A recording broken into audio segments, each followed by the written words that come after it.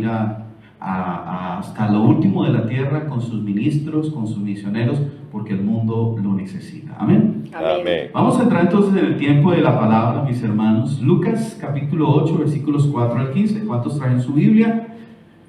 Si no la trajo, ábrala en su celular, instálela en su celular, porque vamos a leer la Biblia. Somos cristianos, ¿sí o no? Amén. Entonces leemos la Biblia, estudiamos la Biblia, creemos la Biblia y aplicamos la palabra de Dios. Lucas capítulo 8, versículos 4 al 15. Nuevo Testamento, Mateo, Marcos, Lucas, tercer evangelio. ¿Quién escribió el evangelio de Lucas? Lucas. Muy bien, ustedes son muy inteligentes, los felicito. ¿Y quién era Lucas? ¿A qué se dedicaba? Médico. Era un médico, imagínense, un médico en esa época. Y lo que podemos ver es que este Lucas tenía un rigor narrativo. ¿Qué significa esto? Que Lucas estudió cada uno de los hechos que contaban los discípulos, porque probablemente Lucas no fue testigo presencial de lo que estaba escribiendo, sino que entrevistó a María, la madre de Jesús, entrevistó a sus discípulos, entrevistó a gente que vio sus milagros, y tenemos un registro increíble en el Evangelio de Lucas, muy sistemático, muy organizado. ¿Qué otro libro de la Biblia escribió Lucas? ¿Lo recuerdan? Hechos, exactamente, el libro de los Hechos. Y ustedes pueden ver ahí también de manera muy organizada, punto por punto, cronológicamente, lo que fue la iglesia primitiva. Muy bien, Lucas capítulo 8, versículos 4 al 15. Aquí encontramos una parábola muy especial de nuestro amado Señor Jesús. La parábola del... ¿La parábola del qué? El sembrador. Sembrador, dice versículo 4, acompáñeme. Cierto día Jesús contó una historia en forma de parábola a una gran multitud, proveniente de varias ciudades que se había reunido para escucharlos. Un agricultor salió a sembrar, contó Jesús. A medida que esparcía las semillas por el campo, algunas cayeron sobre el camino, donde las pisotearon y los pájaros se las comieron. Otras cayeron entre las rocas, comenzaron a crecer, pero la planta pronto se marchitó y murió por falta de humedad. Otras semillas cayeron entre espinos, los cuales crecieron junto con ellas y ahogaron los brotes. Versículo 8. Pero otras semillas cayeron en tierra fértil. Diga conmigo, tierra fértil. Tierra fértil. Estas semillas crecieron y produjeron una cosecha que fue 100 veces más poderosa de lo que se había sembrado. Después de haber dicho esto, exclamó: el que tenía oídos para oír, que escuche. El que tenga, oídos para oír, que escuche y entienda. Versículo 9. Sus discípulos le preguntaron: ¿qué significa esta parábola? Él respondió: a ustedes se les permite entender los secretos del reino de Dios, pero utilizo parábolas para enseñarles a los demás y para que se cumplan las escrituras. Cuando miren, no verán realmente; cuando oigan, no entenderán. Padre, yo oro en esta mañana porque mis hermanos puedan mirar y ver lo que es tu voluntad, puedan abrir sus oídos y entender en su corazón lo que tú quieres decir. Pido que esta palabra entre hasta lo profundo de su corazón, los tuétanos y las coyunturas de su ser. Pido que examines, Señor, las motivaciones de sus corazones, y que por tu poder, por tu Espíritu Santo, Señor, aclare las ideas y les permitas a ellos, Señor, vivir para ti, Señor. Quitar todo lo que sea mugre, todo lo que sean raíces viejas, todo lo que impida, toda roca, todo endurecimiento de sus mentes y sus corazones. Que todo velo caiga de sus ojos, Padre Celestial, y puedan entender tu palabra y ponerla por obra. Nosotros lo pedimos en el nombre de Cristo Jesús. Amén, amén y amén. Jesús tenía una habilidad y era tomar las cosas cotidianas, las cosas que vivía la gente, y las convertía en una enseñanza del reino de los cielos. El texto comienza diciendo: cierto día, un día normal, Jesús contó una historia en forma de parábola. Las parábolas eran historias que contenían una verdad espiritual. ¿Cuál creen ustedes que es la verdad espiritual detrás de la parábola del sembrador? Que en realidad debería llamarse la parábola de los 4 terrenos. ¿Cuál creen ustedes? A ver, ayúdenme. ¿Qué se les ocurre de acuerdo a lo que acaban de leer? Que la semilla es la palabra de Dios. Bueno, la semilla es la palabra de Dios. Ok, muy bien. Ahora, una aplicación para nosotros. No importa, tranquilos, atrévanse. Somos una familia, podemos decir incluso cosas que puedan estar equivocadas. A ver, los escucho. Debemos saber dónde sembrar. Debemos saber dónde sembrar. Sí, muy importante, así es. ¿Qué otra cosa? Que hay semillas. Perdón, por acá. Que hay semillas que dan el 30, el 60 y el 100%. Ok, en este caso dice que dio una 100, cosecha del 100, del 100%. Oiga, eso es una productividad increíble. Pensemos, por ejemplo, en el maíz. ¿Cuánto maíz se necesita para que florezca una matica de choclo? Uno solo. ¿Y cuánto se produce? Pues usted abre una mazorca y tiene un montón de semillitas la mazorca, ¿sí o no? Que a su vez se pueden convertir nuevamente en una planta. Pero ¿habrá 100 ahí? ¿Será que sí? ¿Habrá 100 en una sola planta? Aquí nos está diciendo que se sembraba y una sola semilla producía 100 semillas más. Eso es extraordinario. 4 zambos. Extraordinario, realmente es muy difícil que un solo sembradío produzca al 100%. Puede producir al 30, al 40, máximo al 60, pero al 100% es una barbaridad. Ok, tú vas a decir algo, mi hermano, por favor. ¿Cómo es tu nombre? Neder, adelante. La tierra, uy, ese está buenísimo. La tierra es como el corazón de la persona, y aquí tenemos 4 tipos de tierras o 4 tipos de corazones. Entonces, continuemos leyendo el pasaje para que podamos entender. Este es el significado de la parábola. La semilla es la palabra de Dios, como tú bien lo decías, Hernandito. Las semillas que cayeron en el camino representan a los que oyen el mensaje, pero viene el diablo, se los quita del corazón e impide que crean y sean salvos. Las semillas sobre la tierra rocosa, es decir, cayeron en medio de las rocas, representan a los que oyen el mensaje y lo reciben con alegría, pero como no tienen raíces profundas, creen por un tiempo y luego se apartan cuando enfrentan la tentación. Versículo 14, las semillas que cayeron entre los espinos representan a los que oyen el mensaje, pero muy pronto, diga conmigo, muy pronto. Muy pronto. El mensaje queda desplazado por las preocupaciones. ¿Preocuparse es malo? A veces sí, mis hermanos, cuando perseveramos en la preocupación. Cuando dejamos que esas cosas tomen control de nuestro corazón, por más que Dios insista en golpear a la puerta de tu corazón y decirte, yo te amo, yo te voy a cuidar, yo te voy a proveer, las distracciones de la vida, y no se refiere solamente a preocupaciones por cosas difíciles de asimilar o por problemas, dice las riquezas, los placeres. Mire, vivimos en un mundo cada vez más hedonista.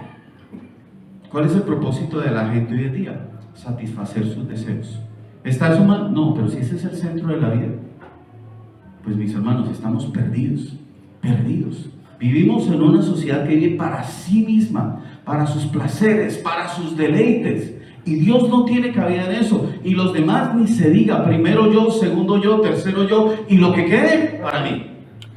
¿Sí o no? Vivimos de esa manera, mis hermanos. Las semillas que cayeron entre los espinos representan a los que oyen el mensaje, pero muy pronto el mensaje queda desplazado por las preocupaciones, la riqueza, los placeres de esta vida, así que nunca crecen hasta la madurez. ¿Ha conocido usted personas así? Llegaron y uno se dio cuenta que esta gente recibió el mensaje de Dios y hasta se involucran en algún ministerio, pero rápidamente empiezan a ver que, ay, cómo me hace falta la rumbita. ¿Cómo me hace falta los amigos? No, es que hacer plata es más importante que buscar a Dios. ¿Hacer plata es sabroso? Sí. Claro. Dijo alguien que el hombre es estúpido porque se pasa la mitad de su vida tratando de ganar dinero y en ese propósito pierde a su familia y su salud. Y luego se pasa la otra mitad de la vida gastando ese mismo dinero tratando de recuperar a su salud y a su familia. Por eso Jesús dijo, el que trate de buscar su vida, es decir, las cosas de la vida que no valen la pena, que no son una prioridad, la perderá. La perderá, mis hermanos. Las preocupaciones de la vida. Versículo 15, y las semillas que cayeron en la buena tierra, diga conmigo, buena tierra. Buena ¿Cuántos aquí tierra. son buena tierra? Oh, ¿Seguro? amén. ¿De verdad? Vamos a ver, si sembramos esta palabra en ustedes en un año, ¿cuánto ha producido? ¿Cuánto fruto? La Biblia dice que si ustedes son buena tierra, esta palabra que reciban hoy, en un año va a tener 100% de fruto. Y yo no estoy hablando de plata, mis hermanos, aunque puede ser dinero. Yo no estoy hablando de que la iglesia esté completamente llena, no, pero puede ser que sí. Estoy hablando de ustedes, de sus vidas. Jesús dijo, ¿quieren conocer a la gente de verdad? Esperen a que den fruto. Porque de su fruto hablará su vida. Del fruto, por sus frutos los conoceréis. Del fruto del corazón, dijo Jesús, habla la boca. ¿Cómo hablas tú? Tus pensamientos se ven reflejados en la manera. Todo el tiempo hablas en negativo. Todo el tiempo estás despotricando. Este gobierno desgraciado, este país. Y maldecimos al país y maldecimos la ciudad. Mis hermanos, nosotros no estamos para maldecir. Y yo no soy ni petrista ni uribista, créanme, de ninguno de los dos sectores. Pero yo soy cristiano. Y un cristiano por donde pasa bendice. Amén. Bendice, ayuda, levanta, edifica, construye puentes. Un corazón que es buena tierra no puede producir un mal fruto, de ninguna manera, porque la semilla es buena. Y vamos a hablar un poquito de esta semilla. De buen corazón que oyen la palabra de Dios, digan conmigo, oyen, Oye, La palabra. se aferran se aferran y con paciencia producen una cosecha enorme. Una vez más, buen corazón, buena tierra, que oye, que oyen, se aferra a ella y con paciencia produce una cosecha enorme. Mi mamá se quedó sin trabajo cuando yo tenía como unos 8 años, 3 hijos, estaba sola porque mi papá se había ido cuando yo tenía 3, muy jovencita, y entonces tuvo que entregarme a mi abuela. Mi abuela vivía en un municipio aquí en los límites entre el Tolima y el valle que se llama Roncesvalles, Tolima. De hecho me subió en un bus, yo tenía 8 años, me subió en un bus y le digo al señor del bus, me lo cuida para llegar a donde la señora Evangelina. ¿Se imaginan? Eran 7 horas de viaje por camino destapado, zona roja, como era, por mucho tiempo fue el lugar donde estuvo un sector del N-19 y en otro tiempo las FARC. El pueblo ha sido destruido varias veces por los bombazos de la guerrilla y por los bombazos del ejército también. Así que allá me mandó mi mamá, a ese lugar. Y allí entonces, el único colegio que había, porque es un pueblito de, no sé, tal vez 5,000 personas con la gente que vive en el área rural, el único lugar donde había para estudiar se llamaba La Voz de la Tierra. Y La Voz de la Tierra en la mañana no le dan matemáticas, geografía, todas esas cosas demoníacas que le enseñan a los niños. No, mentiras, no. Todo lo que incluye el aspecto académico. Pero en la tarde, después del almuerzo, nos subían a la huerta. Y en la huerta nosotros pues nos poníamos botas pantaneras y cultivábamos ochuva, papa, maíz. Para mí fue una experiencia extraordinaria, ¿cierto? Ahora ya aprendí una cosa que a usted le va a parecer ridícula, pero es la siguiente, y es que uno sembraba la semilla y no se quedaba esperando a que la semilla saliera. ¿Por qué? Porque se demora. Tiene un tiempo, tiene un proceso.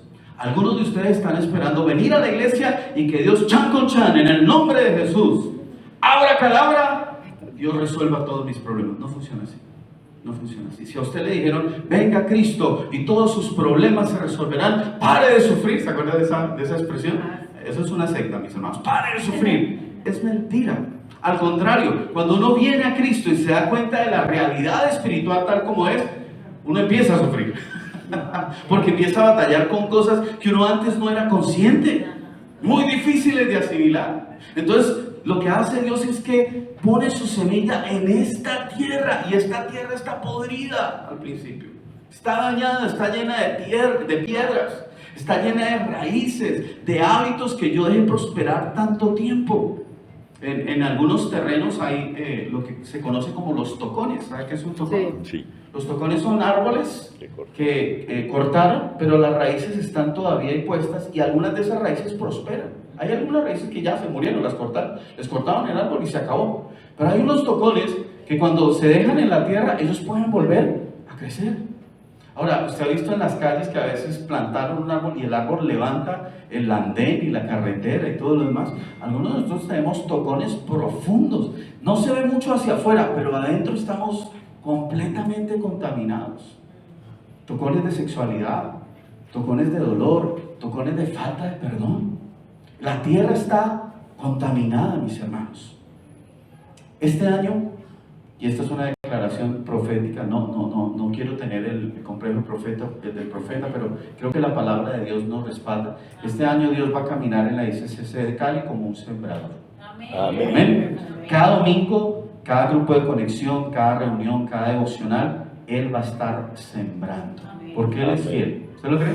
Sí. Miren que algunos critican la historia porque si el sembrador es Dios, ¿por qué rayos pone la semilla en tierra tan mala? Bueno, primero porque Dios es bueno. Él hace salir el sol sobre los buenos y sobre los malos. Y Él sale a sembrar. Su tarea es sembrar y la semilla que siembra es buena. ¿Cuál es el problema en realidad? Tierra. El terreno. Entonces no critique a Dios, pero Señor, ¿cómo desperdicia la semilla en terrenos tan malos? Está hablando de su merced, está hablando de su merced, su terreno es el que está malo. ¿Sí? Ahora, precisamente esa es la tarea que Él quiere hacer, limpiar completamente el terreno. Es lo que Él quiere hacer. Él sembrará en tu corazón, sembrará en tu familia, sembrará en los ministerios de esta iglesia, sembrará en nuestros procesos de crecimiento y madurez. La pregunta no es si Dios sembrará, la semilla es buena, la pregunta es ¿qué tipo de tierra soy? ¿Qué tipo de tierra soy? Yo era una tierra falsa, ¿sabe? Yo llegué a la iglesia después de una vida bastante deteriorada. A los 15 años descubrí que tenía dones musicales y que quería usar esos dones musicales para hacer plata. Yo quería ser un frontline, un cantante de música rock muy conocido. Y bueno, audicioné para varias bandas, por fin en alguna me recibieron. La banda tuvo un relativo éxito y cantamos y tocamos con bandas como Equimosis y como Los Aterciopelados y todo ese tipo de bandas. Pero me hundí también en temas de droga, de sexualidad sin límites, de alcohol.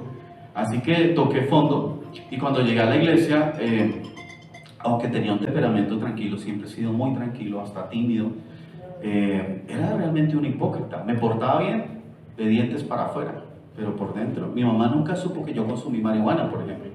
Y cuando yo hablo en la iglesia, estoy predicando y mi mamá está ahí sentada, que asiste a la iglesia, y digo, es que yo consumía marihuana. Yo decía, ¿cuándo? Sí, mamá, yo consumía marihuana y tú no te das cuenta. Porque yo cumplía con ese agio de las aguas mansas. Líbrame, Señor. Yo era aguas mansas. ¿Sí? Todo bien por afuera, bien peinadito, bien arregladito, pero por dentro era una maraña de iniquidad, mentiroso, con una cantidad de rabias en mi corazón contra mi papá. Era un terreno podrido, por fuera parecía bonito, pero por dentro estaba dañado. ¿Qué tipo de tierra somos, iglesia?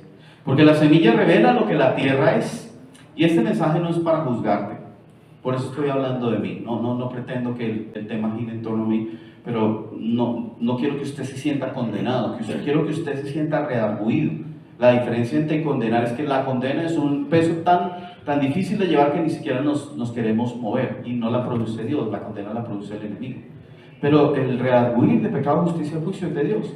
¿Y qué significa? Que te muestra tu realidad como en un espejo y te da la solución. Dice, juntamente con la prueba te da la salida. Eso dice 1 Corintios 10:13. Dios te muestra la realidad de tu vida, te dice, está asqueroso esto, está muy mal, pero yo no te quiero dejar así. ¿Has escuchado eso de que Dios te ama tal y como eres? Es mentira. Dios te ama a pesar de lo que eres, no tal y como eres. ¿Cómo puede Dios amar tu pecado? ¿Cómo puede Dios amar tu iniquidad? ¿Cómo puede Dios amar que golpees a tu esposa? ¿Cómo puede Dios amar que manejes tu dinero de manera tan miserable? ¿Cómo puede Dios amar que cuando nadie te ve tú consumas pornografía y recurras a la masturbación compulsiva? ¿Cómo puede Dios amar eso? No lo ama, porque eso te destruye. Yo pienso en mis hijas. Si cualquiera de esas cosas que acabo de mencionar las practicara mis hijas, yo no podía decir, yo amo tu pecado. No, yo te amo a ti. Te amo a pesar de esa práctica que tú haces, pero no te quiero así. Dios te ama a pesar de lo que eres y por eso no te quiere dejar como estás. Él quiere transformarte. Por eso el primer punto que quiero compartir con ustedes, anótelo por favor, chévere, los que están tomando notas. Dicen los expertos que uno se queda con más o menos el 20% de lo que escucha, el 35% de lo que escucha y ve, pero se queda casi con el 70% de lo que escucha, ve y escribe, porque hay un retorno mayor en nuestra mente y en nuestro corazón. Chévere que estén escribiendo. Punto 1, la buena semilla. Antes de hablar de la tierra, Jesús empieza hablando del sembrador y la semilla. ¿Quién es el sembrador? Jesús, el Señor, ¿cierto? El sembrador salió a sembrar. La semilla es la palabra del reino. La semilla es, diga conmigo, perfecta, poderosa, incorruptible. Bueno, solo lo están diciendo algunos. A ver, acompáñenme. La semilla es perfecta, poderosa, incorruptible. El problema no está en la semilla, sino en la tierra. Este año Dios sembrará para nosotros palabras, procesos, discipulado, llamados, oportunidades, corrección y dirección. La pregunta es, ¿qué permitiremos que esa semilla haga en nosotros, porque es nuestra decisión. La semilla es buena, el sembrador es bien intencionado, el sembrador es todopoderoso, pero Él no te puede obligar a que produzcas fruto. No puedes. Y algunos de nosotros tal vez seamos como el bambú o como la guagua. Dicen que la guagua o el bambú, cuando lo plantan, para que salga el primer brote se demora 7 años. ¿Se imaginan? A veces uno ve gente sentada en la iglesia y dice: ¿cuándo va a cambiar este tipo? Con todo lo que Dios ha hecho en su vida, Dios mío bendito. ¿Cierto? Pero a veces es que la gente es como el bambú, se demora, se toma su tiempo. Hay gente que cambia muy rápido. Yo, por ejemplo, llegué a la iglesia, me reencontré con el Señor y un montón de cosas en mí cambiaron así milagrosamente. Yo tenía una adicción a las drogas, tenía una adicción al alcohol, tenía una codependencia de ciertas relaciones con mujeres que tenía, y así de la noche a la mañana se fue. Sin embargo, el tema de la sexualidad no fue tan fácil de dirimir. Fue una cosa que me atrapó y con la cual luché hasta hace algunos años, aún siendo ministro del Señor.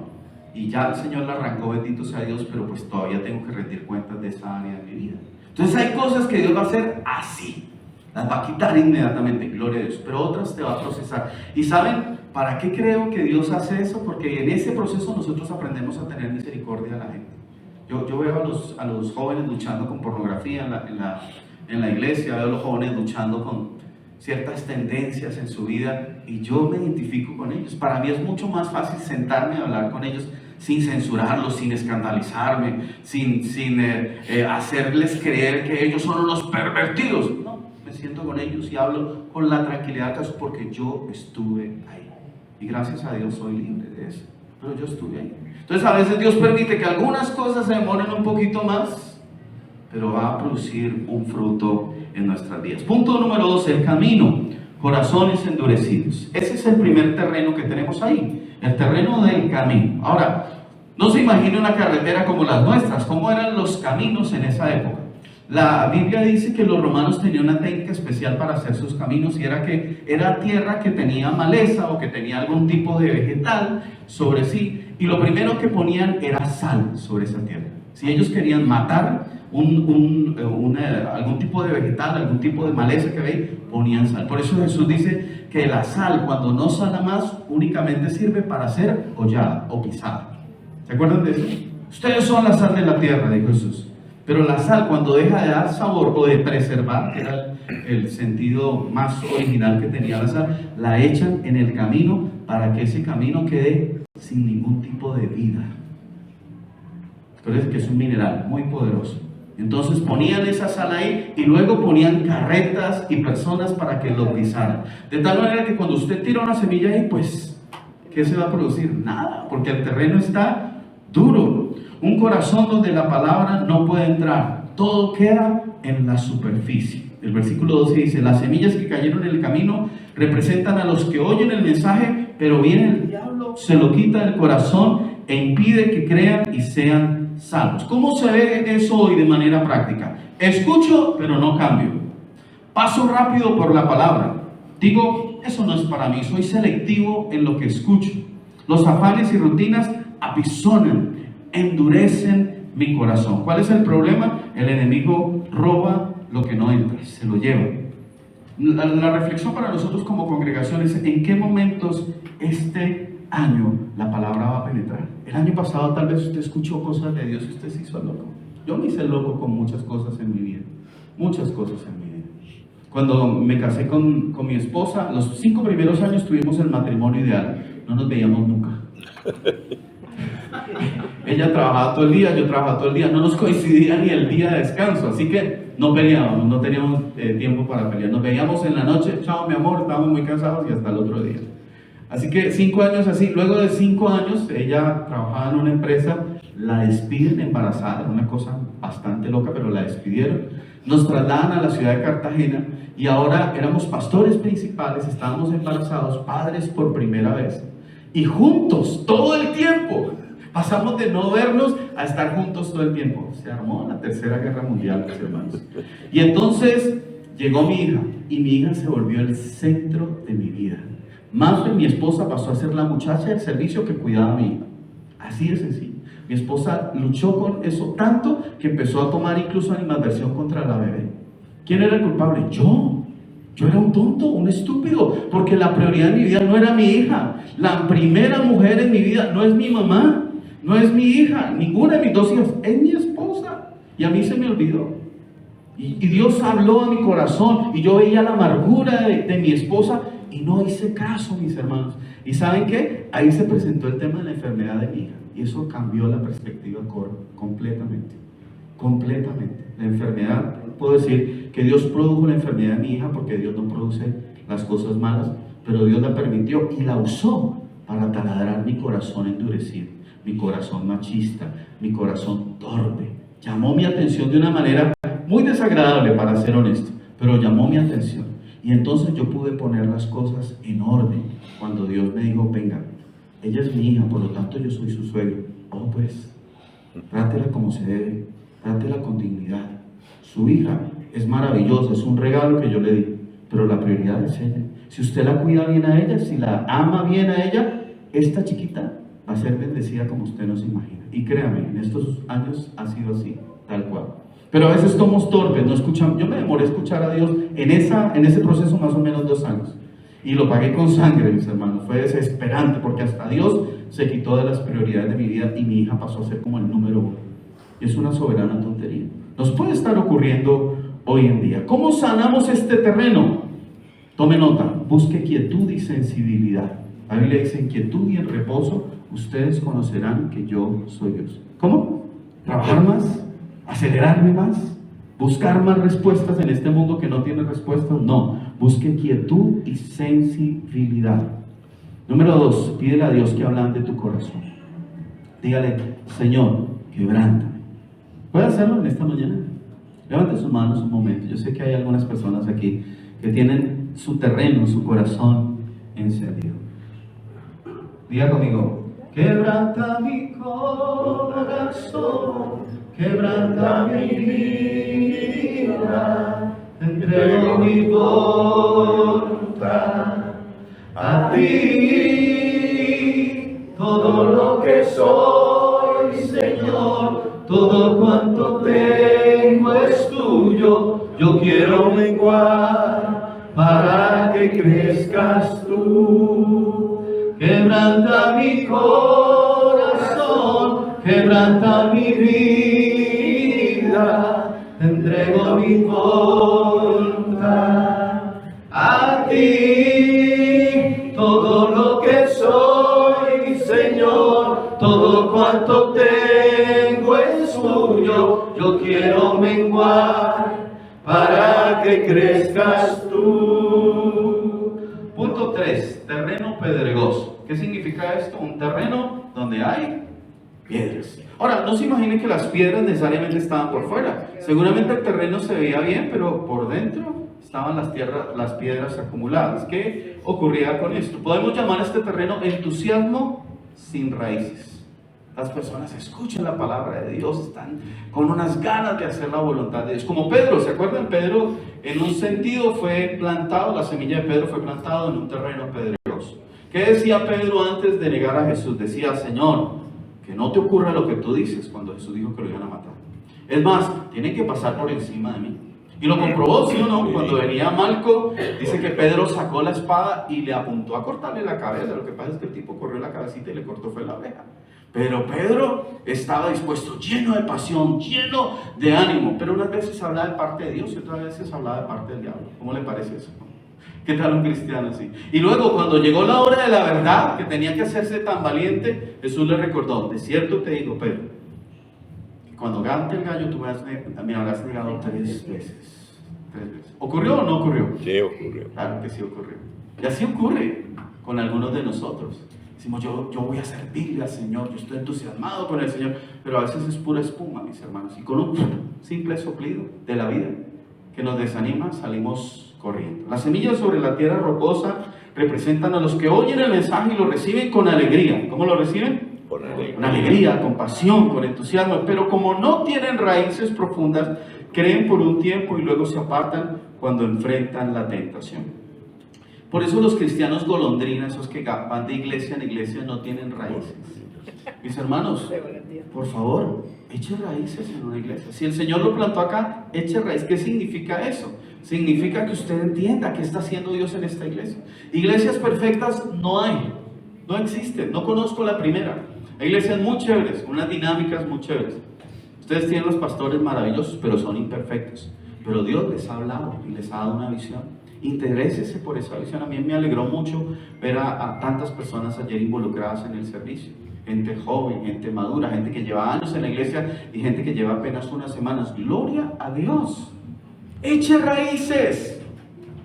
Yo soy John Castellanos Larsen. Hay un montón de John en la vida, pero solamente hay un John Castellanos Larsen. Castellanos por mi papá. Y sí, no tuve una buena relación con mi papá. Ahora sí, porque ya el Señor restauró nuestra relación. Pero soy Larsen por mi mamá, que se quedó en la casa. Ese es mi distintivo. Sí, yo no escogí la familia que tengo y en algunas ocasiones levanté la mano contra el cielo y decir, ¿por qué rayos me diste esta familia tan horrible? Pero yo estoy orgulloso de ser quien soy, de ser Castellanos y Larsen. Ya no batallo con eso, esa es mi identidad. Eche raíces, usted es miembro de la ICCC de Cali. Hágalo saber, interésese por lo que hace, porque una persona sin raíces fácilmente se cae, fácilmente. ¿Se imagina un cedro? Esos árboles gigantes cuyas raíces apenas tengan 3 centímetros. ¿Cuántas veces es en la expresión de la envergadura de un árbol que vemos? ¿Cuántas veces hacia adentro son las raíces? 3 veces. 3 veces el tamaño, para darle firmeza. Su vida necesita raíz. Usted no necesita verse bien solamente, necesita tener raíces profundas. Esta es la descripción de este terreno. Es personas que se emocionan pero no perseveran, decisiones sinceras pero momentáneas, falta de constancia en la oración, la palabra y el servicio, mucha emoción, poca profundidad espiritual. Sirvo, pero si todo está bien, si el pastor me mira, si el pastor me saluda, si me tratan bonito. Si no me saluda el pastor, me niego, me cambio de iglesia y hago pataleta. No, echa raíz. Mire, en el inicio de nuestro matrimonio con mi esposa esperamos 4 años y medio para embarazarnos. Y cuando por fin logramos quedar embarazados, perdimos a nuestro primer bebé. Y fue muy duro, fue una etapa muy difícil. Y sabe que a mí no me llamó nadie. No me llamó nadie a la iglesia, ya trabajaba en la iglesia. Ni mi pastor me llamó. Y sí, yo sé que es una cosa extrema, pero luego lo entendí. Traté de amargar mi corazón. Pero luego lo entendí que Dios quería procesarme a solas. A veces Dios te aísla de ciertas personas, de cierta influencia, porque quiere tratar contigo. Uno de mis mayores problemas era ser profundo en mis relaciones con la gente. Y ese momento en el que la gente no me llamó, la gente no me buscó, la gente no me abrazó, no me rodeó, en un momento de tanto dolor, Dios lo usó para hacerme profundo en mis relaciones con los demás. Increíble, ¿no es cierto? Entonces no te quejes, pregúntale a Dios, ¿para qué es esto? ¿Por qué no me llama el pastor? No, bueno, Señor, glorifícate, voy a seguir siendo parte de esta familia. Y cuando le llegue el momento a otro de sufrir, búscalo tú, abrázalo tú. Hay gente que casi que se venga del pastor diciendo, pastor, estuve enfermo y no me llamó. Y uno dice, no tenía ni idea que estabas enfermo. Llámame, mándame un WhatsApp, porque yo no tengo una bolita de cristal. Bueno, algunos pastores tienen un gran discernimiento y como que se dan cuenta, pero hay gente que desaparece y uno no tiene idea de dónde está. Mire, somos una comunidad. Si yo me enfermo, llamo a mi esposa, amor, me siento mal. Acá hay hombres y mujeres de Dios, hijos e hijas, hermanos, somos una comunidad. Dice la Biblia que si a uno le duele un dedo, todo el cuerpo lo siente, ¿sí o no? Sí, señor. El dedito más chiquito, el órgano más insignificante duele y todo el cuerpo se duele. Por lo tanto, si a usted algo le duele, dígalo. Estoy enfermo, estoy desanimado, cuéntelo. No se venga del pastor y después venga a decir, pastor, usted nunca me buscó, nunca me llamó. Por favor, por favor. Seamos una comunidad que se comunica. Echemos raíces. Cuando llegan pruebas, estas personas se secan. ¿De qué cosas comenzamos fuerte este año, pero ahora ya nos apagamos, mis hermanos? ¿Somos constantes o intermitentes? ¿Cómo sanamos este terreno? Construir hábitos, no solo emociones. ¿Construir qué? Hábitos. ¿Cuánto tiempo se necesita para hacer de una práctica buena un hábito? 21 días. Dicen que 21 días. Algunos dicen que 1 mes o que 2 meses. Pero usted tiene que practicarlo todos los días. Hábitos, no solo emociones. Ser discípulos y rendir cuentas. Y yo sé que esta palabra generalmente a nosotros nos cuesta trabajo. El rendir cuentas no significa que yo cuente todo de mi vida, pero sí que comparta con otros las cuitas de mi corazón. Para mí rendir cuentas se ha vuelto indispensable. ¿Se acuerdan que les conté que había tenido problemas con la inmoralidad sexual?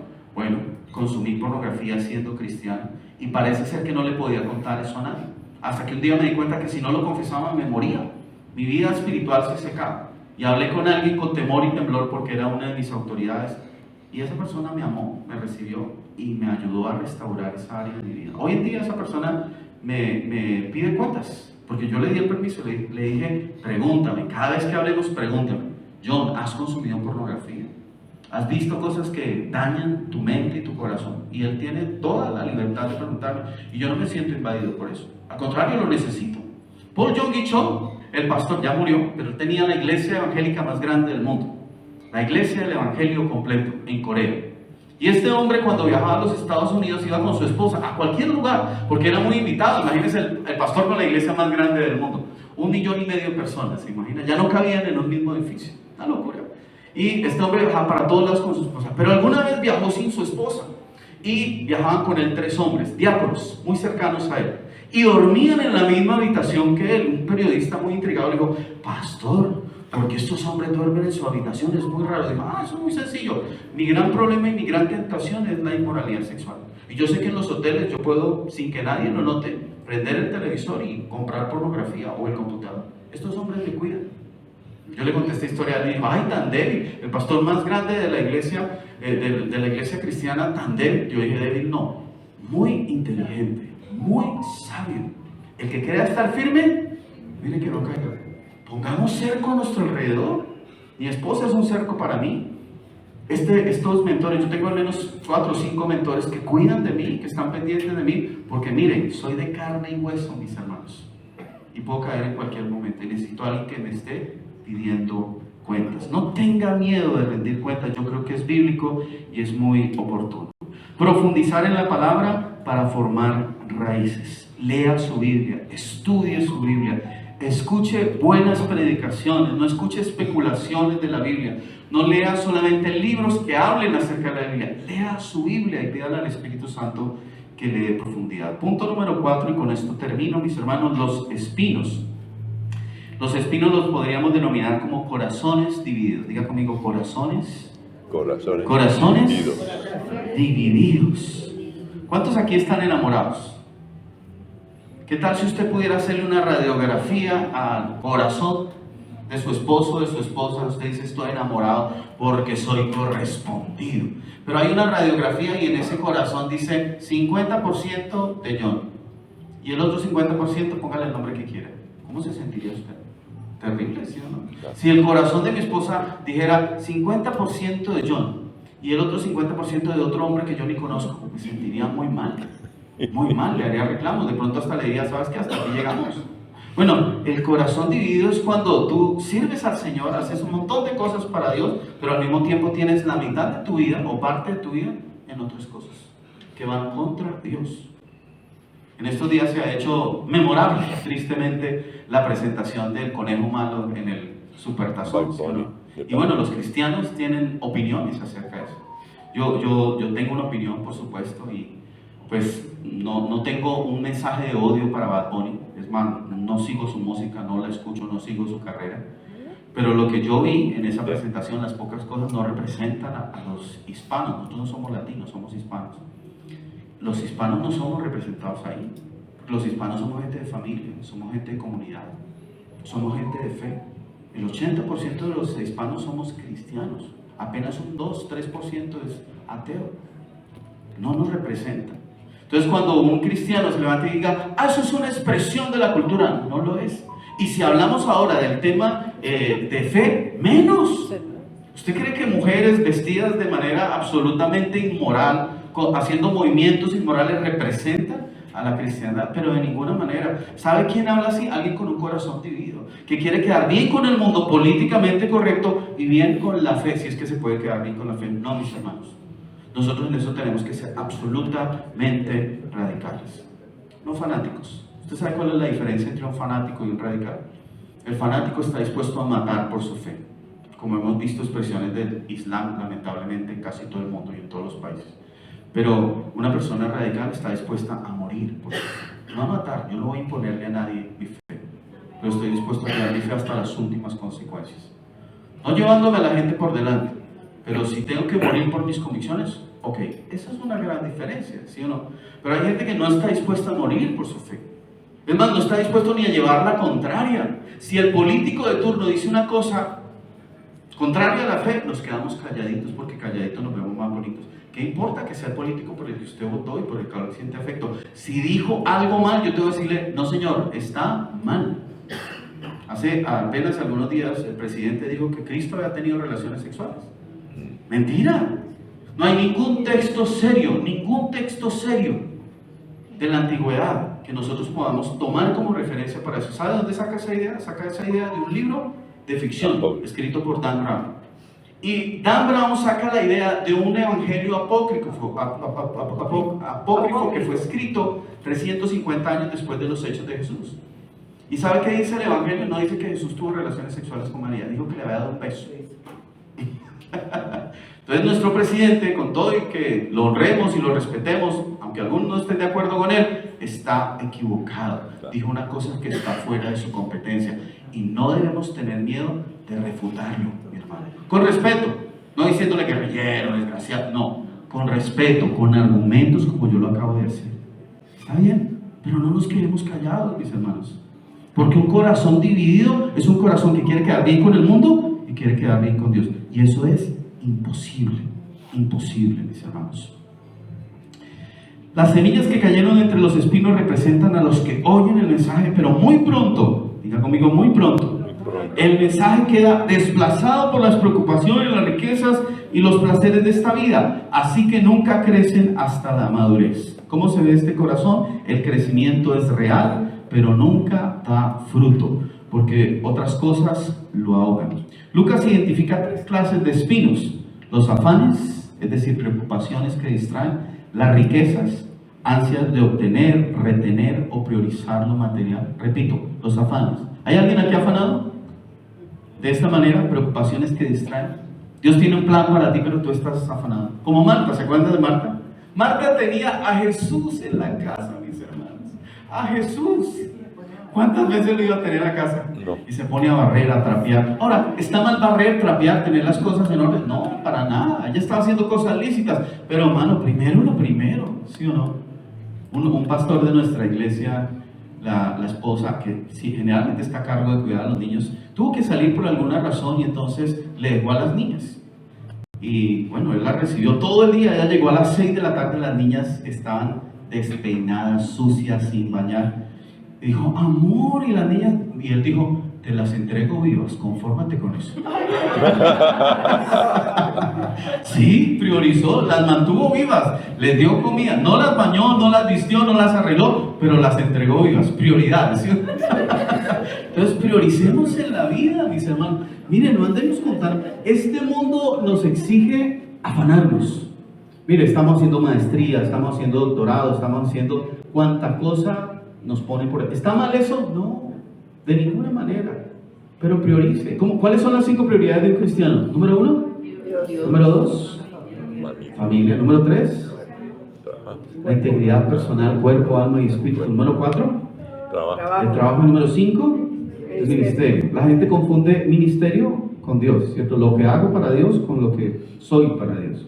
Ahora, el ministerio es importante, involucrarte es importante, sin lugar a dudas, porque también es una expresión de tu fe y de tu relación con Dios, pero establezcamos prioridades, dejemos los afanes, mis hermanos. Número 2, riquezas, ansias de obtener. Usted quiere más y más y más. Y hay gente que es tan pobre que lo único que tiene es dinero. Pobres, muy pobres, mis hermanos. No tienen familia, no tienen conexiones, no tienen realidad. Yo tengo una gran riqueza en mi vida, y no es la iglesia, y no es mi sueldo, y no es lo que tengo, son mi esposa y mis hijas. Es mi gran prioridad. Y sí, por cuidarlas a ellas y por estar con ellas, he sacrificado hacer más plata, porque tengo talentos para hacer plata. Créanme, yo podría tener muchísimo más, pero no me interesa. Si es a expensas de la salud emocional de mi esposa, de pasar tiempo con mis hijas, no, gracias. No, gracias. gracias. Preferimos comer un plato de lentejas con ellas, enseñándoles, amándolas, teniéndolas en nuestra casa, que cualquier otro lujo que nos impida hacer eso que tanto disfrutamos. Y lo último, placeres, distracciones que roban la atención del reino. ¿Saben qué gasta la gente hoy en día más por encima de ropa, de comida, de techo? En entretenimiento. Entretenimiento, los placeres de la vida, porque es que yo necesito darme este placer. Y de placer en placer nos volvemos una sociedad absolutamente hedonista. ¿Cómo se ve eso hoy? Cansancio constante, falta de tiempo para Dios, pero sí para todo lo demás, un corazón repartido entre Cristo y mis prioridades, gente que empezó el discipulado, pero los espinos de la semana lo apagaron. Preguntas que tenemos que hacernos, mis hermanos: ¿qué espinos ahogaron la semilla en nuestra iglesia este año o el año anterior? ¿Qué espinos podrían potencialmente ahogarlas hoy? ¿Qué espinos personales identifico? Tengo afán por la riqueza, tengo los placeres por encima de Dios. ¿Cómo sanar este terreno? Bueno, este es uno de los más difíciles de sanar. Lo primero es arranca los espinos, prioridades, decisiones, límites. Yo tuve que arrancar del trono de mi corazón a Gaby, mi hija, que era el trono, era la dueña, el ídolo que yo tenía, y poner a Dios primero. Y segundo, a mi esposa. Eso es complicado. Yo he conocido hombres cuyos hijos no son el ídolo, pero la mami es el ídolo. Y cuando la esposita le prepara con mucho cariño la comida, dice: te quedó rico, pero no como mami. ¿Qué tal eso? Es una puñalada en el corazón para una esposa, ¿sí o no? Mi hermano, divórciate de tu mamá, por favor. Tu mami no es la prioridad. Yo amo a mi mamá, créame, la amo con todo mi corazón, la honro. Yo aporto para su sostenimiento, pero ella no es la primera mujer de mi vida, y no puede ser, bíblicamente no debería ser. Hace algunos años, mientras estábamos en la ciudad de Cartagena, por alguna razón nuestros ingresos disminuyeron, y siempre pues he aportado a la economía de mi mamá. Pero ese año me tocó decirle: mami, tengo que bajarle unos cuantos pesos a eso. Ella se molestó un poquito, pero lo entendió. El caso es que para mí tomar esa decisión fue muy dura, porque sabía que eso iba a causar una ruptura entre nosotros. Pero ¿sabe qué hizo Dios? Ese fue el año que mi mamá comenzó a ir a la iglesia. Esa falta de dinero, aparentemente que era una necesidad, Dios la cubrió y empezó a conectar con gente de la iglesia. Y ese año, después de 20 años de orar con mi mamá, por fin llegó a la iglesia. Increíble cómo se glorifica a Dios, ¿cierto? ¿Por qué? Porque mi prioridad eran mi esposa y mis hijas a nivel financiero. Tuve que priorizar. No le quité la cobertura a mi mamá completamente, pero tuve que disminuir un poquito. Y Dios se glorificó por otra parte. Cuando organizamos nuestras prioridades, mis hermanos, Dios se glorifica. ¿Qué espino tienes que arrancar? Es difícil, yo lo sé. Porque algunos de nosotros abrazamos el espino como si el cactus nos sirviera de protección y de calor. Pero el espino chuza, molesta, perturba, es una raíz podrida que tienes en tu corazón. Arráncalo, por más identificado que estés con él.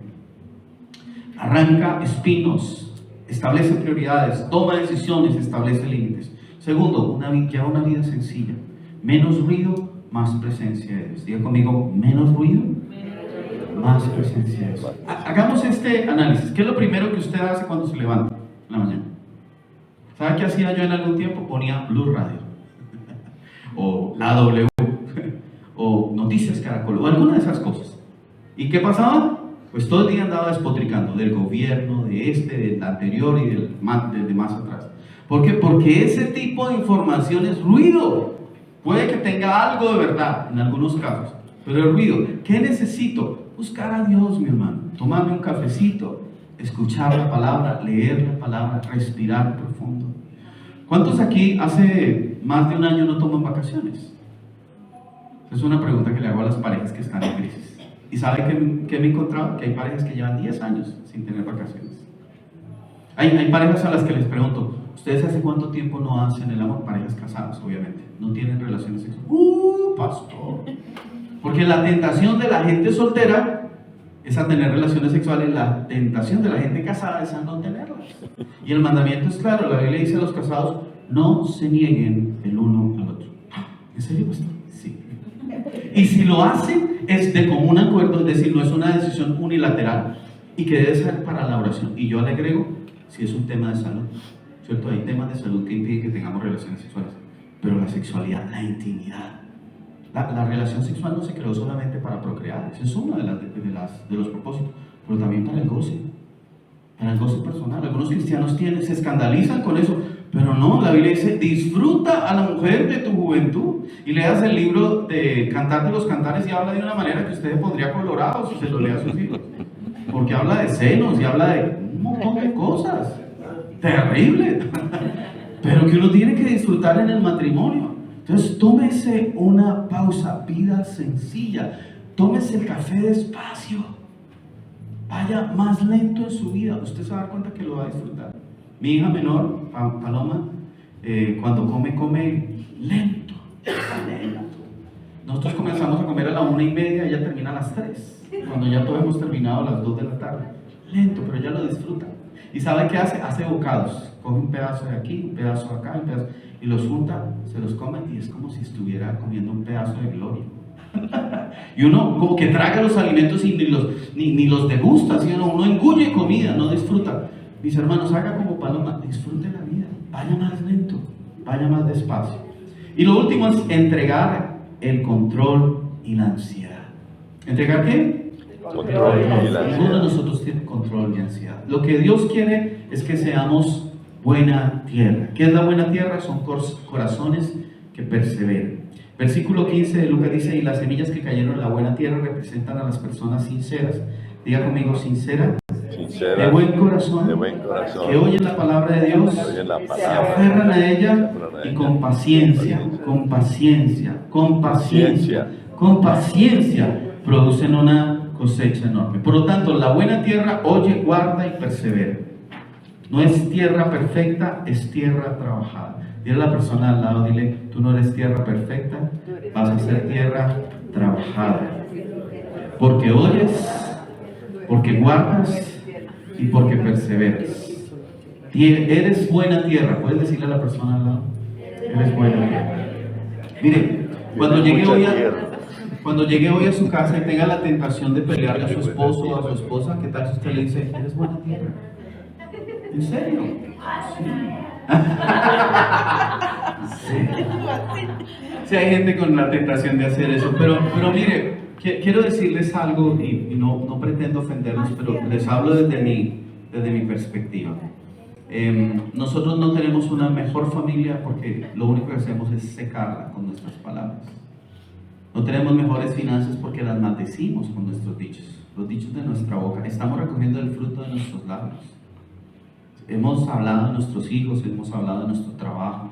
¿Cuánta gente inconforme con su trabajo? Usted dice, maldito trabajo, maldito jefe, maldita vida. Tal vez no en esos términos, pero usted sabe lo que le estoy hablando. ¿Qué tal si usted dice, es buena tierra? Colombia es buena tierra. Gobernada por Petro, gobernada por Uribe. Colombia es buena tierra porque aquí hay un pueblo de Dios que bendice la tierra, que trabajamos para que la tierra sea bendita, que perseveramos para que la tierra sea bendita, mis hermanos. Si el pueblo de Dios se levantara y entendiéramos que la palabra de Dios puesta en nuestros labios y puesta a correr y ser glorificada por todos los ambientes de nuestro país, transformara todo, haríamos la diferencia, mis hermanos. Somos buena tierra, cristianos estables, no perfectos, fruto en carácter, relaciones, servicio, discípulos que hacen discípulos, gente que responde rápido a la palabra de Dios. Ustedes son buena tierra, dice CC de Cali. Cada familia, sus hijos, sus nietos son buena tierra, pero necesitan comenzar a trabajar. Si el terreno está dañado, contaminado, lleno de piedras, pues este es el momento para que nosotros podamos empezar a limpiarlo. Hoy, empiece hoy. ¿Sí? Si usted es un terreno que es endurecido, pues permita que Dios rompa ese terreno. Rómpalo, quiébrelo, ¿cierto? Deshágase de todas aquellas cosas que producen dureza. Si hay piedras dentro de su corazón, pues permita que el Señor las quite. Algunas de esas piedras están profundo, quítelas completamente. Se va a demorar un poquito. La relación con mi papá fue realmente un trabajo más o menos de unos 30 años para poder restaurar la relación con él. Ahora no es la mejor relación, pero por lo menos tengo relación con él. Puedo hablarle a los ojos. Antes yo llamaba a mi papá y yo no sabía qué decirle, era un extraño para mí. Sí, yo vengo de sus entrañas, pero yo no sabía quién era él. No sabía. Ahora puedo hablar con él, puedo disfrutar su presencia, puedo tomarme un café con él. No rechazo que esté conmigo, no rechazo que me busque. Hay una diferencia, ¿pero por qué? Porque tomé el tiempo de que las piedras fueran quitadas. Mis hermanos, y si hay raíces, si hay cosas del pasado, si hay cosas que lo están deteniendo, pídale al experto en limpiar terrenos que lo haga. Se va a demorar, va a tomar un tiempito, porque hay cosas que están muy profundas. No tenga impaciencia, espere confiadamente en Él. Pacientemente espere al Señor, dice el Salmo 40. Y Él me escuchó, me oyó. Y me sacó del pozo, del lodo cenagoso. Dice, y me sacó y no me dejó ahí, sino que puso mis pies sobre peña. Y enderezó mis pasos. Y puso cántico nuevo en mi boca. Puso cántico nuevo. Dios no es un Dios de obras a medias. Si tú lo dejas, mira hermano, no te vas a reconocer en un tiempo. Vas a notar la gran diferencia en ti y en tu familia. Porque ustedes son buena tierra, si quieren, si le permiten a Dios obrar. Cerremos nuestros ojos, inclinemos nuestro rostro y vamos a orar. Señor, estamos aquí delante de ti para darte gracias por tu amor, tu misericordia, Señor. Reconocemos tu fidelidad. Una vez más hablas a nuestro corazón de manera puntual. Gracias por usar mi vida, Señor, como un instrumento imperfecto, pero que ha tratado en esta hora de transmitir fielmente tu propósito y tu palabra, Padre. Y yo oro por mis hermanos, no como alguien que está en un nivel superior, sino como alguien que camina con ellos, Señor, y que entiende sus luchas, sus desafíos, sus temores, que entiende incluso la tendencia hacia el pecado, hacia la indiferencia, hacia el endurecimiento del corazón. Pero yo pido que hoy ellos puedan, por la obra de tu Santo Espíritu, poner un hasta aquí, Señor. Hasta hoy estuve endurecido, hasta hoy tuve piedras en este terreno, hasta hoy permití que las raíces de amargura, que las raíces de pecado, que las raíces que contaminan mi terreno estén aquí. Y hoy pido, levantando las manos delante de ti, levanta tus manos, por favor. Pido, Señor, que tengas misericordia de mi vida. Y que esa obra preciosa que tú has prometido que harás en aquellos que confían en ti, comience a hacerse. Te ofrezco mi corazón, te ofrezco mi vida, te ofrezco mis pensamientos, te ofrezco mis decisiones.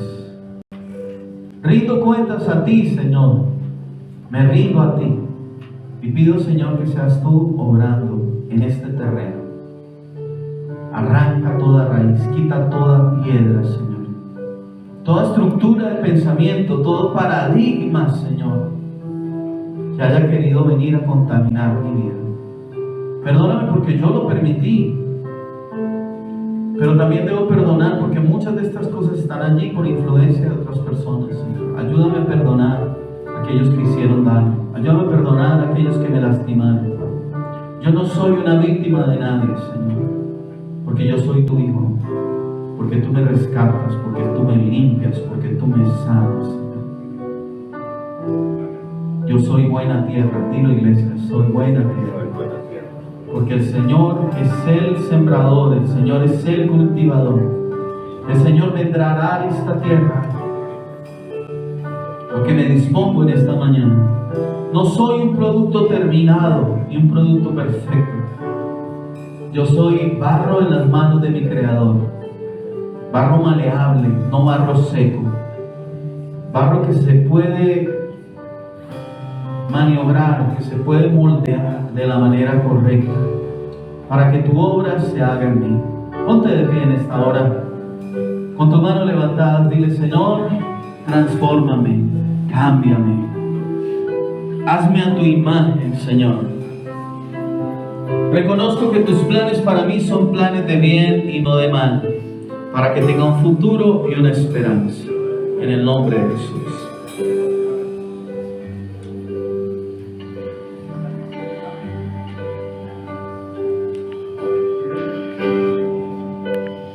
Yo quiero más de ti.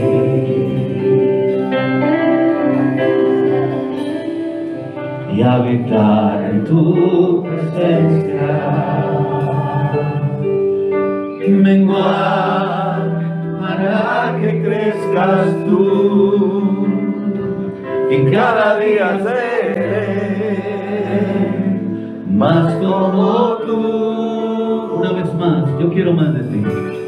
Yo quiero más de ti, más de ti, y habitar en tu presencia. presencia.